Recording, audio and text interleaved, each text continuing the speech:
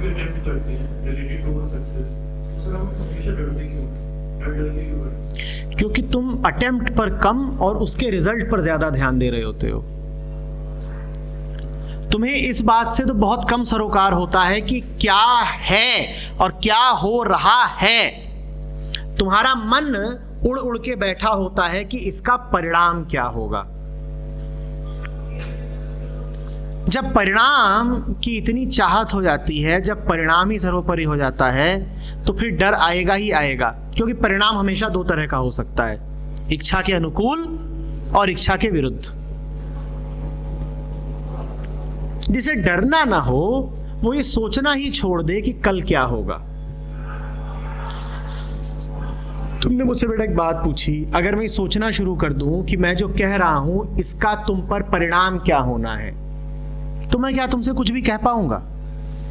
और जो मैं फिर तुमसे कहूंगा भी पता है वो क्या होगा? वो मैं सब जो ट्राइड एंड टेस्टेड है वही कहूंगा।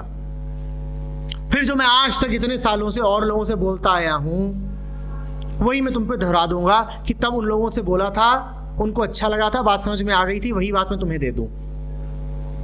और तुम्हें क्या अच्छा लगेगा अगर मैं इस तरीके से बात करूं तुमसे? जो भी व्यक्ति परिणाम में जिएगा वो हमेशा कुछ भी करते हुए अटकेगा, हिचकेगा, झुंझलाएगा। पर तुम करो क्या? तुम्हारी मजबूरी ये है कि तुम्हें बचपन से ही घुट्टी ये पढ़ाई गई है कि रिजल्ट अच्छा होना चाहिए। हाँ, अंत भला तो सब भला, all is well that ends well. All is well, all is well तो बहुत बढ़िया बात है, पर तुमसे ये नहीं कहा गया all is well. All is well के आगे शर्त लगा दी गई, all is well if it ends well. अब ये तो बड़ी दिक्कत हो गई। ऑल इज वेल तो बहुत बहुत शुद्ध बात है, परम सत्य है कि गलत कभी कुछ होता ही नहीं, जो ही है बहुत बढ़िया है, अद्भुत है। पर तुमसे ये नहीं कहा गया, तुमसे कहा गया सब भला यदि अंत भला। और ये बताओ अंत कभी आता है? अंत कभी आता नहीं, तो भला भी फिर कभी कुछ होता नहीं।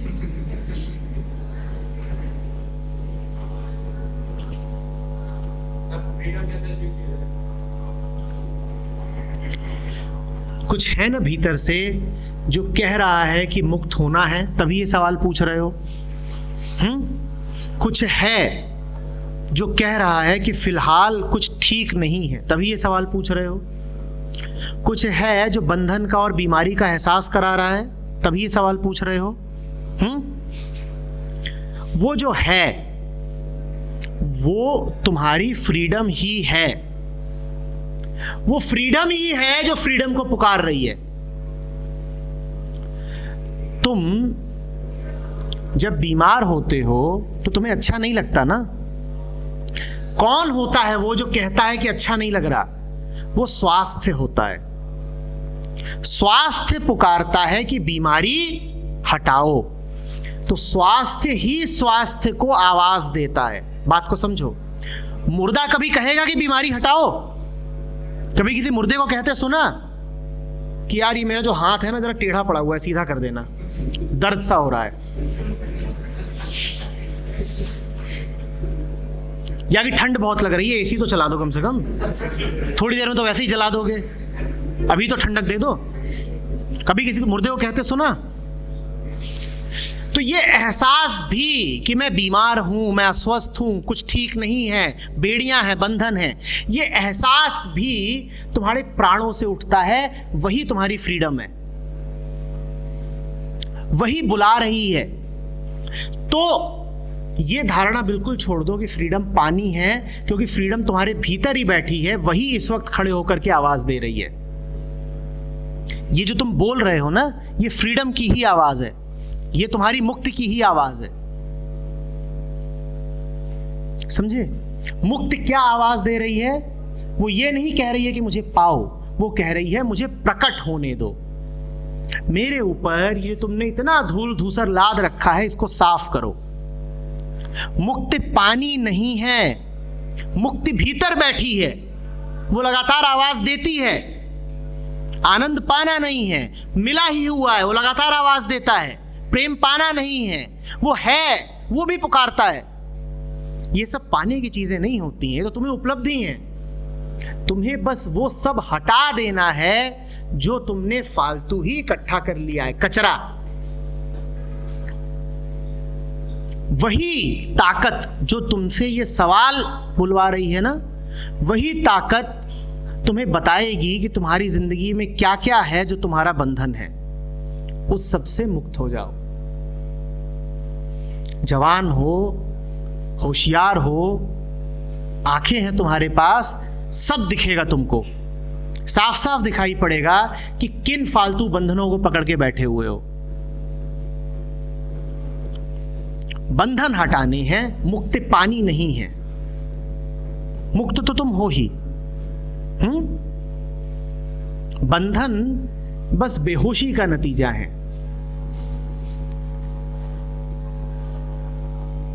तुम भोले होते हो,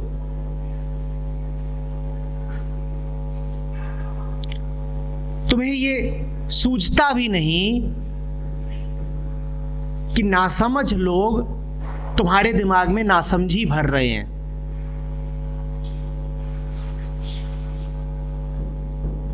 तुम संदेह भी नहीं कर पाते, ये भोलापन है तुम्हारा। और तुम्हारे भोलेपन में तुम्हारे दिमाग में बहुत सारा कचरा भर दिया जाता है, लगातार भरा ही जा रहा है। ऐसा नहीं कि जो लोग भर रहे हैं उनकी नीयत खराब है, उनकी नीयत नहीं खराब है, वो बस नासमझ है।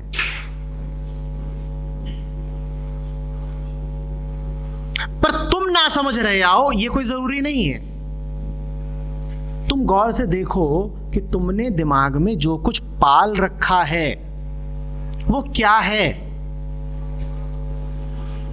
और जो कुछ भी ऐसा पाओ जो तुम्हें सीमित करता है, जो तुम्हें छोटा करता है, जो तुम्हें डराता है, तुरंत उसको छोड़ दो, तुरंत त्याग दो।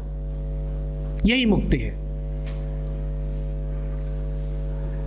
सिर्फ इसलिए कि बहुत सारे लोगों ने बहुत समय तक कुछ कहा है, वो बात ठीक नहीं हो जाती।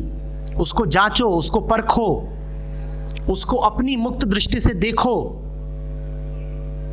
सिर्फ इसलिए कि परंपरा, समाज एक प्रकार से चलते रहे हैं, वो बात ठीक नहीं हो जाती। बल्कि ज्यादा संभावना इसी बात की है कि बहुत सारे लोग यदि कुछ कर रहे हैं तो बात मूर्खता की ही होगी।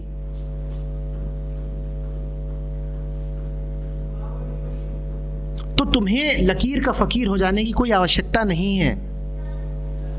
यही तो बंधन है कि होता आया है तो ठीक ही होगा, कि जीवन ऐसा ही तो होता है। नहीं, जीवन ऐसा ही नहीं होता है। जीवन वो है जो तुमसे तुम अपने होश में जानो, वही जीवन है।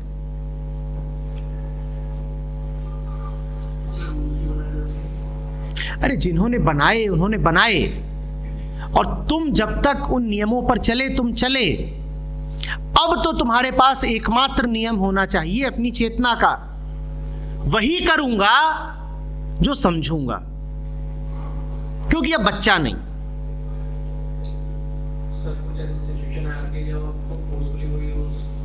मैंने कहा था ना कि कोई तुम पर ताकत चला नहीं सकता जब तक तुम्हारे भीतर या तो डर ना हो या लालच ना हो। जब भी पाओ कि कोई तुम पर हावी हो रहा है, तुमने कहा फोर्सफुली, जब भी तुम पाओ कि तुम्हारे ऊपर किसी ताकत का कब्जा हो रहा है तो समझ जाना कि तुम लालची हो या डरे हुए हो। लालच को हटाओ, डर को हटाओ, और कोई फोर्स तुम पर चल नहीं पाएगा। तुम्हें लड़ने की जरूरत नहीं है सामने वाले से। जब सामने वाला आए तुम्हें डराने, तो उससे मत लड़ो। अपने भीतर देखो कि मेरा लालच कहां है, अपना लालच हटा दो, कोई तुम्हारा कुछ नहीं बिगाड़ सकता। दूसरे तुम्हारा नुकसान नहीं करते, तुम्हारा अपना मन ही तुम्हारा नुकसान करता है। सर, क्या हमारे पेरेंट्स हमारे लिए बंधन है? बेटा, अगर वो खुद मुक्त हो तो तुम्हें भी मुक्ति दे पाएंगे। दिए से दूसरा दिया जलता ही जलता है, पर अंधेरा किसी को रोशनी नहीं दे पाएगा। अगर तुम्हें कुछ समझ में आया है तो तुम्हारा दायित्व तो है कि उनको भी समझाओ। कोई जानबूझकर किसी और को बंधन में नहीं डालता। याद रखना, दिया कोशिश भी कर ले तो भी अंधेरा नहीं फैला सकता।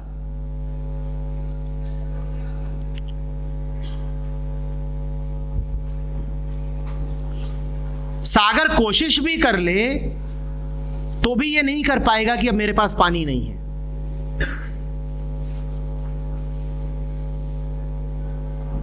बादल कोशिश भी कर ले तो भी अपने आप को बरसने से रोक नहीं सकता, क्योंकि उसके पास पानी है, बरसेगा। तो अगर कोई बादल बरस नहीं रहा, अगर कोई नदी तुम्हें पानी दे नहीं पा रही, तो इसका अर्थ जानते हो क्या है? बादल के पास पानी नहीं, नदी के पास पानी नहीं। तुम्हें यह कहने की कोई जरूरत नहीं है कि उनकी नीयत खराब है। उनकी नीयत नहीं खराब है। उन बेचारों के पास अपना ही कुछ नहीं है। जिसके पास अपना नहीं है वो किसी दूसरे को कैसे दे पाता? तो नहीं दे पाए, नहीं दे पाए। उन्होंने कोई अपराध नहीं कर दिया, ये मजबूरी है उनकी। अरे उन्हें ही नहीं मिला तो तुम्हें कैसे देते? पर तुम में अगर प्रेम होगा तो तुम ये शिकायत नहीं करते फिरोगे कि माँ बाप मुझे कुछ दे नहीं पाए। तुम कहोगे ठीक, आप नहीं दे पाए तो क्या हुआ, अब मुझे मिला है मैं आपको दूंगा।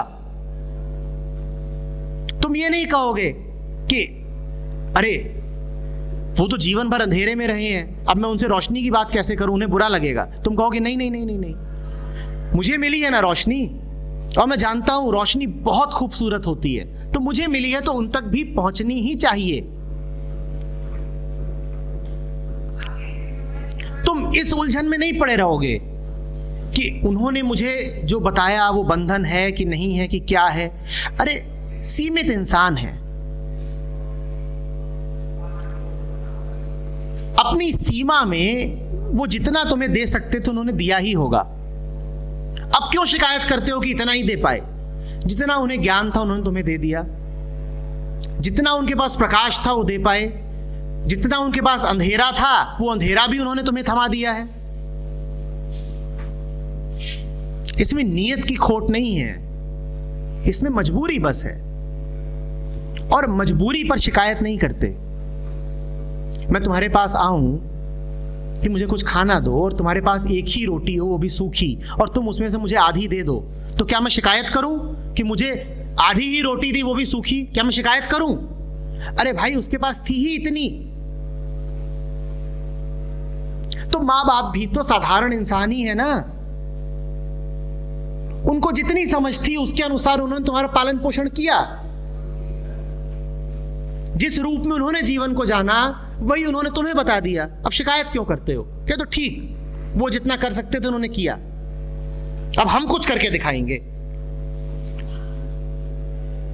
तुम्हारा भी रोल कहीं शुरू होगा कि नहीं होगा, या बस लेते ही रहोगे उनसे? कभी देने का भी कार्यक्रम शुरू होगा या नहीं? तो अब वो स्थिति आ गई है जब तुम अब दाता बनो। तुम कहो ठीक, आपने हमारे लिए बहुत कुछ किया, धन्यवाद, अब हम भी तो कुछ करें। हमें कुछ दिख रहा है, कोई रोशनी मिल रही है, वो हम आप तक लेकर के आएंगे, हमें अनुमति दीजिए। एक दिन आपने हमारी उंगली पकड़ी थी और हमें चलना सिखाया था, आज हम आपको रोशनी दिखाएंगे कि आप चल पाए। और ये प्रेम है, यही प्रेम है। ये नहीं प्रेम है कि आप अंधे हैं तो पड़े रहिए, आपको अंधा ही रहना चाहिए। पर बेटा ये कर पाने के लिए तुम्हें लालच त्यागना होगा, क्योंकि हो सकता है कि जब तुम ये करो तो वो नाराज हो जाएं, हो सकता है तुम्हारी सुविधाओं में कुछ कमी आ जाए, हो सकता है कि तुम्हें कुछ बातें बर्दाश्त करनी पड़े। पर अगर प्रेम है तो तुम बर्दाश्त करोगे, क्योंकि प्यार कहता है कि कोई बात नहीं, तुम्हारे भले के लिए मैं तकलीफ सहने को तैयार हूं। मुझे मालूम है आज आप मुझसे नाराज हो रहे हैं, मुझे मालूम है कि आपको यह लगता है कि मैं बदतमीजी कर रहा हूं, पर मैं बदतमीजी नहीं कर रहा हूं। मैं चाहता हूं आपको, इस खातिर आपसे ही कुछ बातें कह रहा हूं।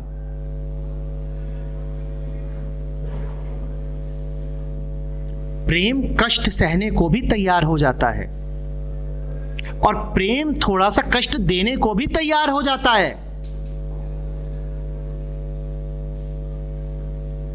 मां बच्चे को नहलाती है, बच्चा रोता है जोर जोर से, मां क्या ये कहे कि रो रहा है कैसे नहला दूं? तुम इंजेक्शन टीका लगवाने जाते हो, बच्चा रोता है जोर से, क्या ये कहोगे कि अरे नहीं रो रहा है कैसे टीका लगवा दे? प्रेम में कई बार कष्ट देना भी पड़ता है, उसके भले के लिए ही। तो तुम कुछ बातें कहोगे, हो सकता है उससे घर वाले आहत हो जाएं, पर तुम ये मत सोचना कि अरे मैं तो बड़ा बेकार आदमी निकला, मैंने घर वालों को आहत कर दिया। तुमने आहत करा है क्योंकि तुम्हें उनसे प्यार है, और यदि प्यार है तो तुम्हें आहत करना ही पड़ेगा। तुम ये नहीं कह सकते कि आप अपने अंधेरों में जियो। तुम हाथ पकड़ोगे और उन्हें लेके आओगे रोशनी की तरफ।